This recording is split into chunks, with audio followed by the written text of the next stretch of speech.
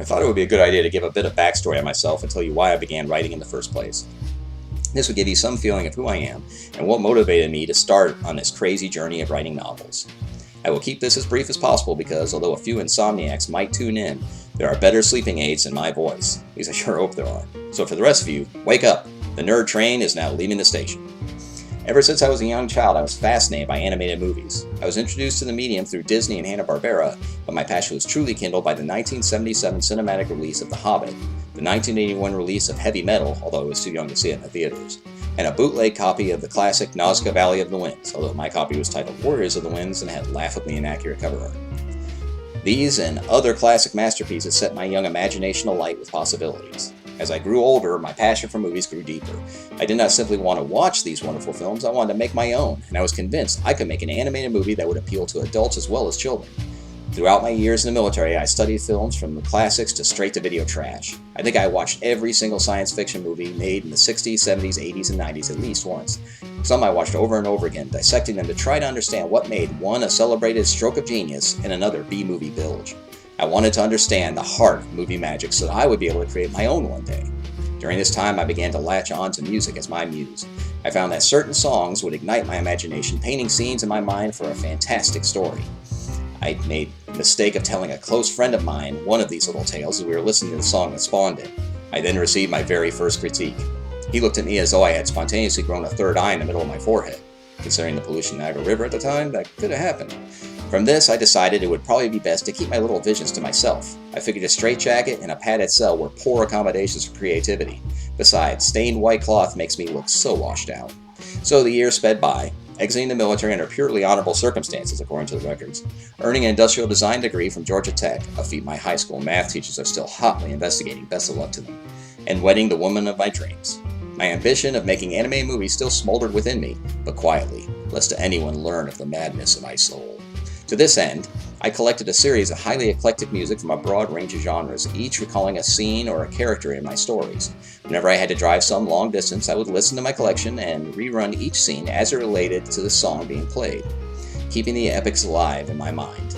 It was this that was my undoing of my secret, for there was one who was watching, one who would not be denied the inner chambers of my thoughts. My wife. In hindsight, I really should have seen that coming. Early in our marriage, we would often take trips between our home in Alabama to visit our families in Savannah, Georgia. It was a 6-hour journey, so there was a good amount of time for her to interrogate me. That is, for us to talk. It's not like there was waterboarding involved. Well, a little, but I insisted.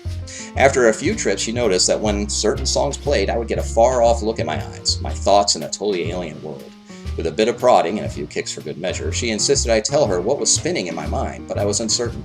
Do I dare reveal my inner madness to my new bride? How would she react? Would I drive her off? And would my health insurance cover committing me to an asylum, or would I have to take out a loan? Anyways, I decided to risk it all, laying out my myriad of characters living in the secret world within my imagination. To my amazement, there was very little screaming or crying, other than from me, of course. My wife loved my stories, asking me to tell and retell each of them whenever these certain songs played on our car radio. Eventually, she asked if I had ever written any of them down. I confessed I had never done so because I had hardly thought anyone would be interested.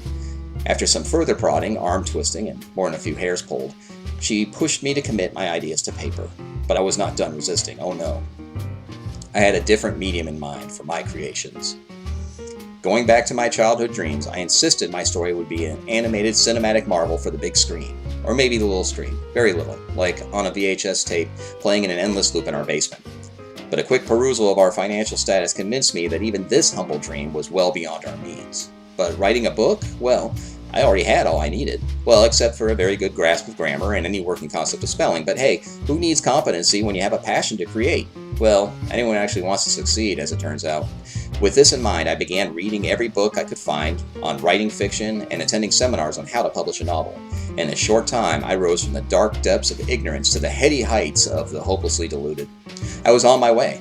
And so, flash forward to today. With several novels under my belt, a few under the floor, and still more buried somewhere in the yard, I keep my dogs busy. I feel I have learned so much about the art of writing at this point, and yet I also feel I have barely scratched the surface. I am constantly listening to audiobooks on the art of writing, striving to improve my skills and thus improve my novels. It is a never-ending quest, but one that never fails to fascinate me as I listen to one accomplished master after another share their observations and wisdom. It is a quest that I hope to continue for the rest of my life, knowing I will never fully master this art, but also enjoying the pursuit nevertheless. So now you know the whole sordid tale, and if you've made it this far without the aid of coffee or energy shots, you are probably an insomniac and you have my sympathies. All others, wake up, grab a cup of joe, and get on with your day.